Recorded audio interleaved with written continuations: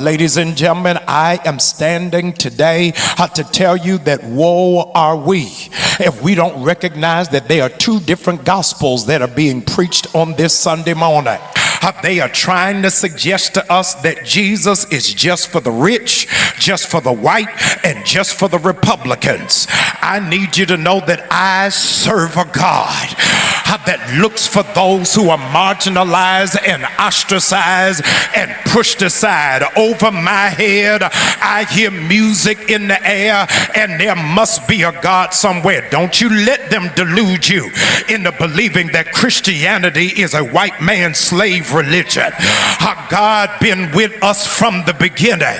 On his way to Calvary, it was a black man who took the cross off of his shoulders and took it up the hill. Y'all forgot when Jesus was born, they hid in Egypt, and if they hid in Egypt, he couldn't have had blue eyes and blonde hair, but the Bible said he had hair like lamb's wool and skin like bronze. Look at your neighbor and tell him you look like God. Boy, the heresy of Jamal Harrison Bryant keeps getting worse and worse. You know Jamal Bryant, the one that said that Jesus was out of order 85% of his life. You know the Jamal Bryant, the one that wants to be the new civil rights icon, the one that's pushing for this bogus Target boycott and Dollar General boycott. You know the Jamal Bryant, when I played the video last week, who couldn't speak when a reporter mentioned to him that illegal immigration hurts black people more than anybody else. You know Jamal Bryant, who's been the subject of a lot of unqualifying things in terms of being a pastor. You know that Jamal Bryant that said at one time he wanted to grow weed at New Birth to get more men into the church. You know that Jamal Bryant. Well, that Jamal Bryant is upset with the National Baptist Convention, COGIC, and other major black denominations. He's upset because they're not getting on board with his bogus Target boycott. And one of the things we must boycott as believers is being ignorant when it comes to our financial future. And one way to do that is to incorporate gold or silver or other precious metals into your retirement portfolio. To download a free resource that talks about incorporating gold or silver or other precious metals into your retirement portfolio, go to thebiblicalconservative.com/gold or click on the link in the description. It is the season that leads from Ash Wednesday to Resurrection. So it is not just a withholding of dollars, but a pushing forward of prayer. A lot in America is shifting, and the church is going to have to be more active and vocal. So let me talk here about 4 of the demands that you all have for Target. I think we can put them up on the screen. Honor the $2 billion pledge to black business community, which they made in 2021 to spend that through the end of this year. Let me pause and say to you, the reason why that's significant, they made that pledge after the killing of George Floyd. Target is headquartered in Minneapolis, where George Floyd was killed, and it wasn't connected to DEI. It was supposed to be honored December of 2025. And so when the president made this move to dismantle DEI, they hid that obligation under it and are not honoring it.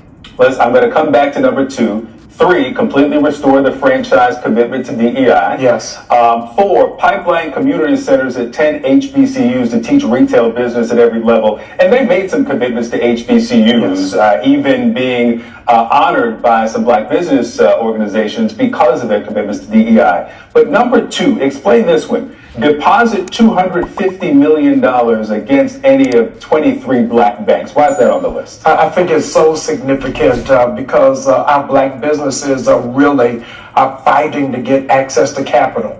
And a lot of our black banks are unable to do so. If Target is receiving $12 million a day from black people, then I think that some small modicum of that should be reinvested directly back into our community. So as I've said before in previous videos, what Jamal Bryant is doing is a tactic that communists and Marxists and socialists use. They're not interested in the uplifting of black people, of black communities. The Montgomery bus boycott was not interested in uplifting the black community because there were black people that owned buses during that time that wanted to give the buses to Dr. Martin Luther King, and he didn't want to accept those buses because he wanted to infiltrate and disrupt the white power structure. That's what Marxism and communism and socialism wants to do. That's why Jamal Bryant is so focused on Target and Dollar General. He's not for the uplifting of the black community. He's using DEI as a cover to push a communist, Marxist, socialist agenda and try to shake down Target. But something funny happened along the way. Black folks, just like they did back in the 1960s, weren't on board with this communist tactic that was being used by Jamal Bryant and other so-called preachers. And so the National Baptist Convention decided to go into an agreement with Target. And oh, that made these black liberals, these Negroes mad. Starting with Roland Martin, that woke liberal, the one that's always standing in the gap and tap dancing for the Democratic power establishment, dancing with Hillary Clinton and doing all kind of funny stuff. Yeah, that Roland Martin. He had the audacity to say this to some Christians. And I'll make the last point is very simple. I have no problem taking anybody out who is trying to block progress. I don't care if you got the same skin as me. I don't care if you are in the same fraternity. I don't care. If you are not about the business of changing communities, then we've got a fundamental problem. See, right now, So I got a problem with dudes like this. You know how I talk about that black triumvirate, how I talk about the church plant pastors, the black civic leaders, the Prince Hall Freemasons, the black Greek letter organizations, the politicians, the media, the athletes, the entertainers, all those folks who conspire to keep black people in a permanent state of victimhood. He's one of the activist class. He's part of the black bougie elite. This dude has been working with the Democratic Party for decades now. And yet there has not been any change in the community because the socialists, the communists, and the Marxists, they don't want change in the community. They have to keep you in a permanent state of victimhood to keep their grift going, to keep the grift of pretending to want to fight for the community, but all they're doing is lacing their pockets. Progress. This is not progress. This is regression. Their progress, their form of progress is begging the federal government, making the federal government big and making your responsibility small. Taking out your individual responsibility, making it very small, and making you dependent upon the government so the government can fit on you like a glove so you cannot have any agency. You cannot operate within the intelligence that God has given you. That's what these kind of people push. And that's why these kind of people are dangerous. And that's why I call these kind of people out. Because these are the ones that are keeping you, the community, in bondage. Not white evangelicals, not Donald Trump, these folks. This dude right here is a prime example of a black bougie elite guy who has been working with the establishment, working with the federal government, working with the Democratic Party for 30 some odd years, probably more than that, and nothing has changed because they don't want it to change. And they beg the federal government because they want to increase the power of the federal government because they want to shape it in a communist, Marxist, socialist image, because Karl Marx wanted to raise and influence and empower the federal government to squash out we are a republic of states. Marxism wanted to use the government to push in Marxism across the nation. That's what they wanted to do. And they used people like Roland Martin and Jamal Bryant, they're useful idiots, to get on board. They have used black people like Roland Martin for a century.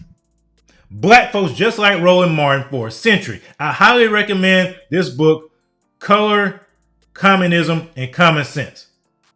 Read it. You'll learn a lot of history about how the Communist Party has used black folks like Roland Martin and Jamal Bryant for a century. It's by Manning Johnson. Color, Communism, Common Sense. I have my producer trying to get the National Baptist Convention on the phone. A matter of fact, if you are a preacher in the room and your church is a part of the National Baptist Convention USA, stand up.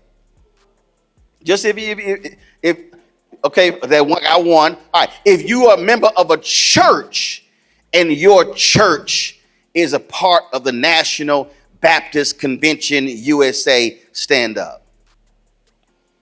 All right, y'all got some homework because I need y'all to hit your national president and say, how in the hell can the National Baptist Convention USA have the audacity and the unmitigated gall to release a press release today announcing a partnership they are doing with Target while black folks is in the middle of boycotting Target.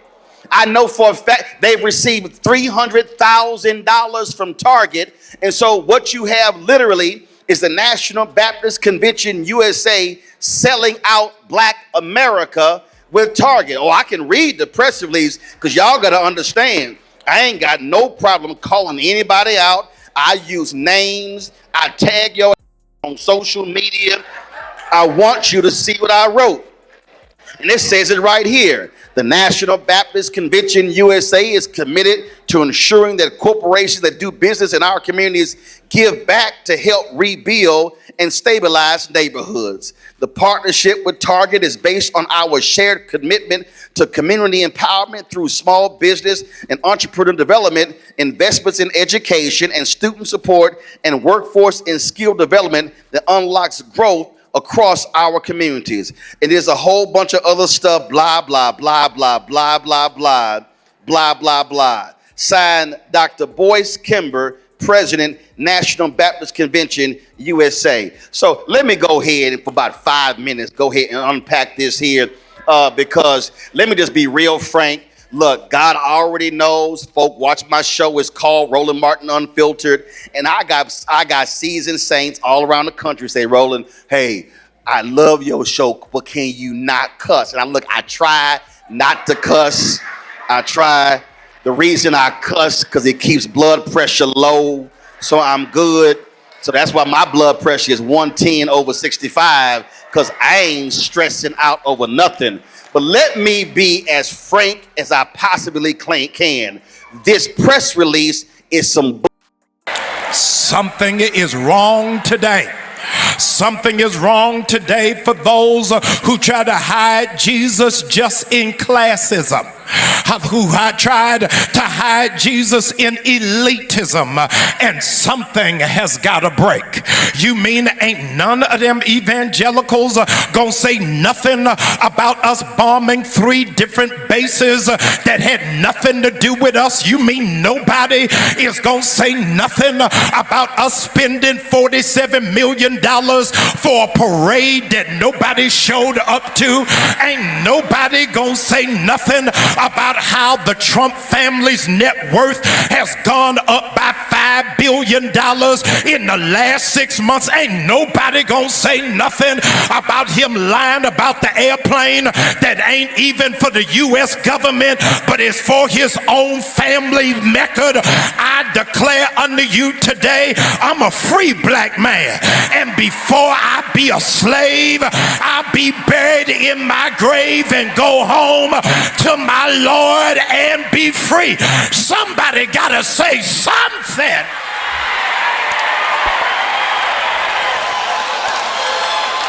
Gotta say something.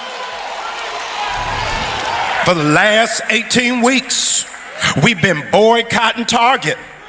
And said there's no way in the world we going into Target where black people were spending $12 million a day. We said to Target, you got to do 4 things in order for us to walk into that store. Is that you got to invest $250 million in the black banks. Number 2, you got to honor what you said to George Floyd family and invest $2 billion in the black business. Number 3, you got 27 of these stores on white campuses, but not one at a HBCU. You ought to partner with 6 HBCUs with their business programs so that young people will be able to scale their business and do a national franchise. We said to you that you've got to reimagine what DEI is, and absolutely 16 weeks later, you didn't deliver to us. Even after we made your stock drop, even after the CEO salary was cut by 42%, even after you lost $12 billion in valuation, but you thought you was gonna go around me and go to the National Baptist Convention and sell out for $300,000. Are you crazy to think that we gonna sell out for chump change? You must not know who we are. Our Father is rich in houses and land.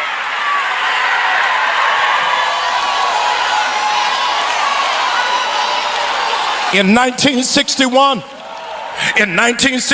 the National Baptist Convention was meeting, and they did not want to support a young preacher from Georgia named Martin Luther King. They said, "You speaking too loud about civil rights. We don't want you to do all of that. Just preach and sit down. Don't march. Don't make a stand. Don't challenge the government." And as a consequence, Dr. Martin Luther King Jr. and Gardner Taylor walked out of that church and started the Progressive Baptist Convention. Okay, this man is a heretic and a liar. What happened was, at a convention, Dr. King and his associates were trying to usurp power from a pastor from Mississippi, a real man of God. They didn't agree with Dr. King's communist tactics because, like I said previously, they tried to give buses to Dr. King for the Montgomery bus boycott to elevate the black community, not to be dependent upon white people, and Dr. King didn't want that. Dr. Martin Luther King did not believe in the virgin birth. He did not believe in the divinity of Christ. He did not believe in the Trinity. He did not believe in the core tenets of what it means to be a Christian. But he wanted to influence the National Baptist Convention and put his people in there in power so they can influence it. So they got into a big brawl. It was a brawl that happened. A riot happened, and a pastor died. And because of that, Joseph Jackson kicked Dr. King out of the National Baptist Convention.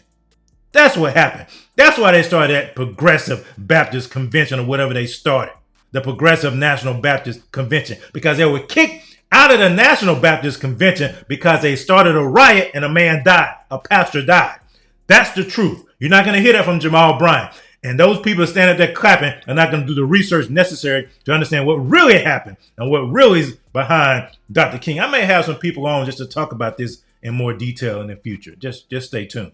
Well, we come in full circle, and I need you to know it wasn't just the National Baptist of America. It was also the National Baptist of USA.